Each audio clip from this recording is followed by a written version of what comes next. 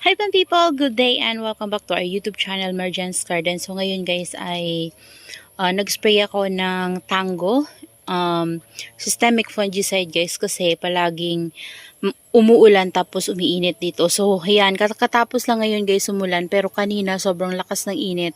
Tapos biglang umulan tapos uminit at biglang umulan na naman. Pero ngayon guys ayan makulimlim na kaya tambay ako dito sa ating garden at naisipan kong mag-spray ng fungicide kasi para makaiwas sila guys sa fungus. Yan, lalo na yung ating mga yung ating mga Murasaki and peach snow. Yan, lapitin talaga sila guys sa fungus and yung ating mga Echeveria succulent. So, ayan, basa pa guys dyan sa labas. So, yan kasi kakatapos lang din ng ulan. So, pati yung dun banda sa labas guys ay inisprayhan ko ng fungicide. And share ko lang din sa inyo guys itong ating arrangement na ginawa dito. Ayan. So, ayan, yung eto guys bumigay. Ayan, yung cactus natin dito na white. Yan, bumigay siya guys. So, yan lang yung natira. Malaki yan eh. Tapos, kinuha ko na yung mother niya kasi yung mother niya yung bumigay. Kasi nababasa nga sila dito. So, hindi niya siguro kinaya yung tubig. Kaya, ayun. Tapos dito, parang may na-sunburn. Ayan, Yan, pero maganda yan nakaraan. Na-sunburn lang siya. Ayan. Natanggal ko na yung dito panda na na-sunburn. Tapos dito, meron ding bumigay. Ewan ko kung sino to, guys. Ayan, Ay. Patay na yung stem niya. Bumigay na siya. Kalimutan ko kung sino yung nandiyan banda. Yan, ito yung propagation natin ng akuho yan guys. So, hindi ko na to guys na alagaan. Hinahayaan ko lang sila dito. And, kahit na neglected sila guys, tingnan nyo, maganda yung dito, campfire. Ayan. Tapos ito guys, yung kinata natin ng cactus. Diba napakataas nito before and kinat ko siya. Matagal ko na to guys nakatan. Dinikit ko dito yung variegated Mirio ko guys na narat before. Kinat ko siya tapos in-air-dry ko. Pero sobrang tagal na guys pero wala pa rin. Hindi pa rin siya umuugat. So ginawa ko na lang. Dinikit ko siya dito. So ayan. Hindi ko pa siya tinatanggal. Ayan. Tapos ito naman yung isa natin na arrangement guys. Ayan. Ito yung may pa tayo dito. Nabuhay pa tayo ng astro na from seeds. Ayan siya. Marami yan dati guys na matay talaga nung summer. Ayan. Ito na rin guys yung una natin na na-graft before. Malaki na sila guys Ayan. Pero hindi pa sila nagbi-baby. Ay meron na rin pala ito Ayan. Pero yung nasa single stem lang guys. Marami ng baby yung iba. So yung nabenta ko rin marami na rin yung baby. Ayan. Ito nagsisimula pa lang siyang lumago ulit kasi ginuhanan ko to ng mga cuttings. Yan, buti guys ito, hindi siya nag-inarte, tsaka ito Yan, sobrang laki na nito nakaraan. And yun yung mga kinuha kong cuttings na nilagay ko dun sa black pot. So ngayon, okay na sila at namumulaklak sila guys. Yun yung lagi kong naipiplex sa inyo. Ayan, tapos dito yun galing guys. Tapos dito banda. Ayan so kinakalbo ko itong mga nandito kasi na sila guys, nakakasira sila sa natatamaan nila kasi matinik. Ayan masakit siya. Yung dito naman bumigay yung aking kisses. Ayan. Pero yung ating chroma guys, maganda pa rin. Yung ating chroma. Ito nakalimutan ko na kung sino yan Blade Runner ata yun. Tapos ito guys, kumanda dito sa Rain or Shine. Ayan. Ito pinatong ko lang to dito. Propagation ko lang to ng nakalimutan ko yung pangalan nito. Ano yung pangalan nito? Nakalimutan ko. Basta ayan. Propagation ko lang to guys. So, dito ko na lang muna sa gilid. Namatay naman yung nakalagay dyan. So, nasprayan ko rin to. Parang konti lang naman guys yung naspray ko. Kasi yung natira lang. Kasi umulan nga. So, inispray ko na lang dito yung natira. Ayan yung mga arrangement natin guys. Buti na lang ito guys. Hindi bumibigay yung matibay siya sa ulanan. Kasi dito, sasako pa siya ng bubong. Pero, tingnan nyo guys, half na lang. Pero kapag malakas yung ulan at hangin, Basa talaga sila hanggang doon. Ito rin yung ano natin, no. Ayan, no, may bumigay din dito. Yung isa natin na Cleopatra. Ayan, wala na. Ayan. Ito, hindi ko to nadidilig na nineglect ko rin to. Hindi ko na nga malinisan. Pero ito yung Cleopatra ko, guys, na sobrang tagal na sa akin, no. Sobrang makahoy na. Ayan. Lumaki na yan nakaraan, tapos inuod. Tapos, ayan, bumalik na naman yung ganda niya. Kaso, medyo maliit na. Ayan yung iba, guys, oh. Ayan. So, yung mga nandito, inayos ko na to, guys.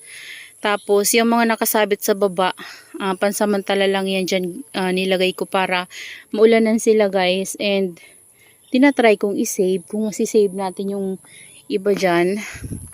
Kasi mayroong bumibigay na. So, hindi ko sila mapansin masyado sa loob. So, hindi ko masyadong madiligan. And, kulang siguro yung nadidilig ko. Madiligan ko man sila. Kasi nga, diba, spray lang yung gamit ko. And, bihira lang ako magbuhos.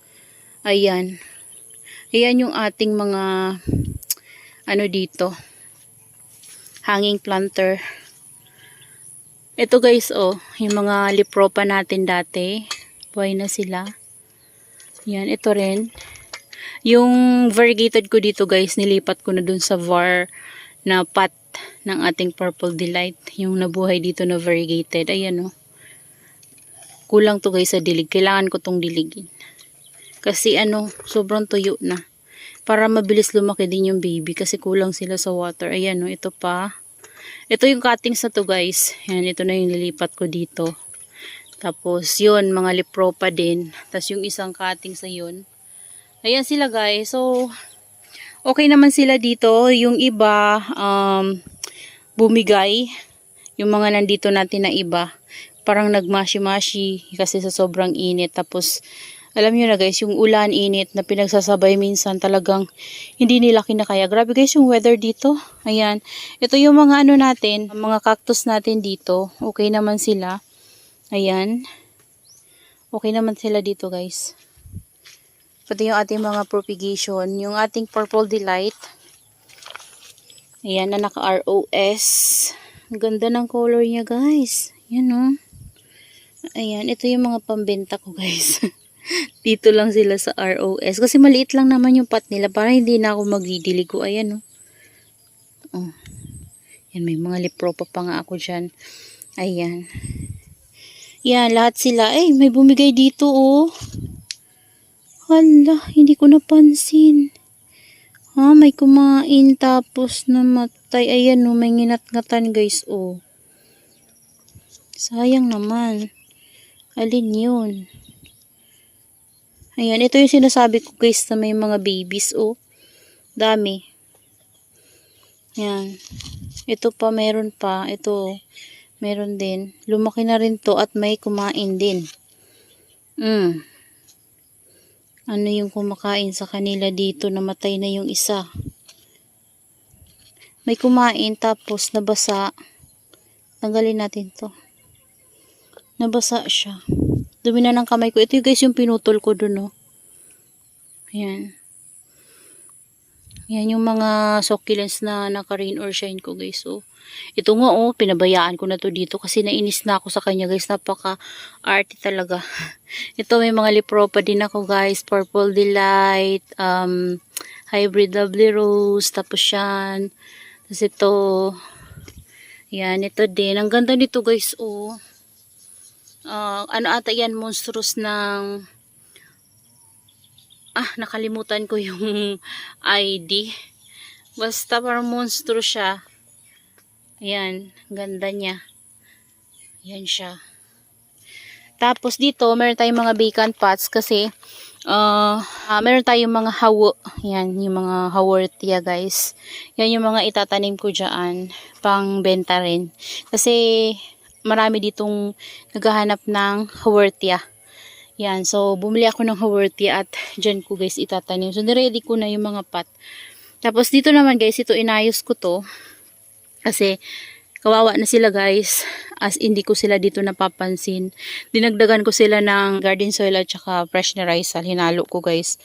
Dinagdagan ko kasi ano na, sobrang baba na guys ng ano nila, potting mix. Lahat sila guys, so, tas nilagyan ko ng mga cuttings nito. Bagong cut ko yan guys, sinot ko na, ayan oh. Bagong cut yan, sinot ko na. Last day ko lang to ginawa.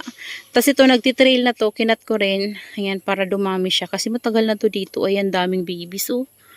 Oh. Ayan. Ito rin, sobrang dami ko nito dati guys, and nawala na. Kasi nilagay yun ng asawa ko sa gilid lang.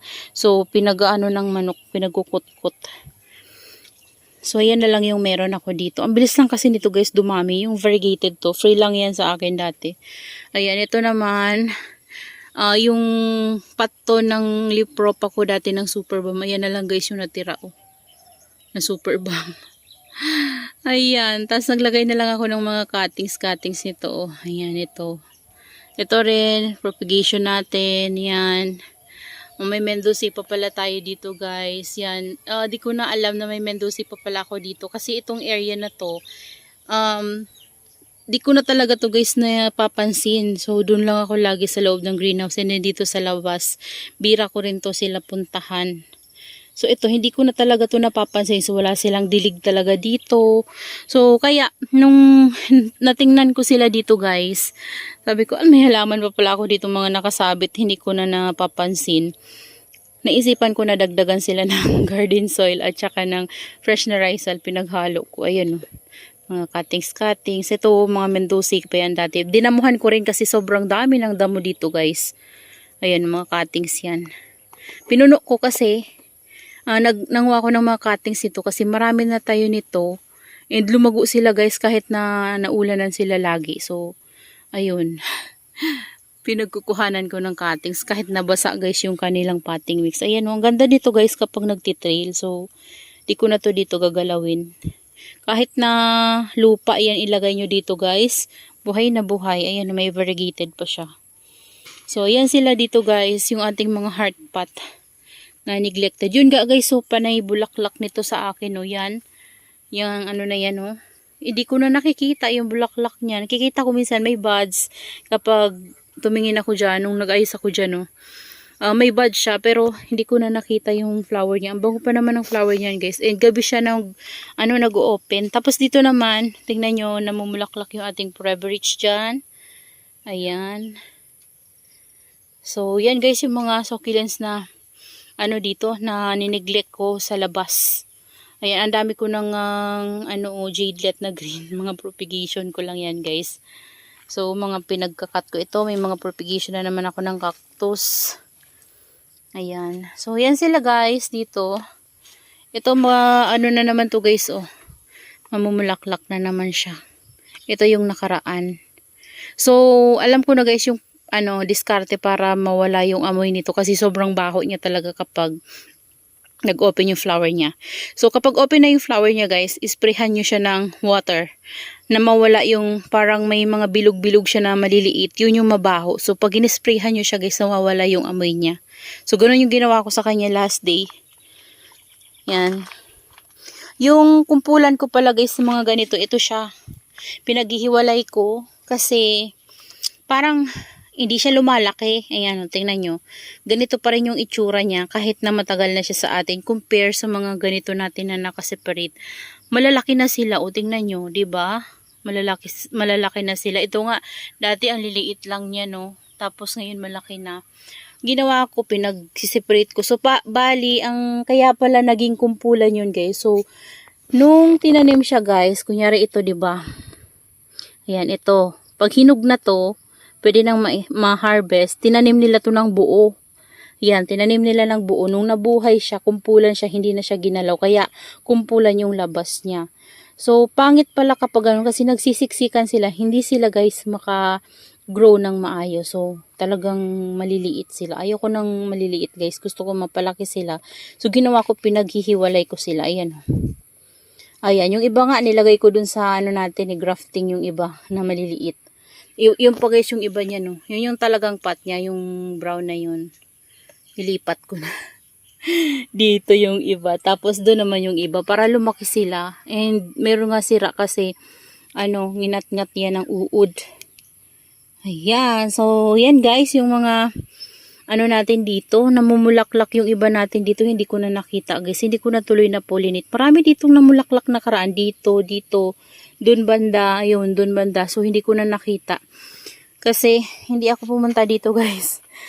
Pumunta man ako dito, nandun lang ako sa loob ng ating greenhouse. So that's all for today's video guys. Yan, I hope you enjoy watching and see you on my next vlog. Happy gardening everyone!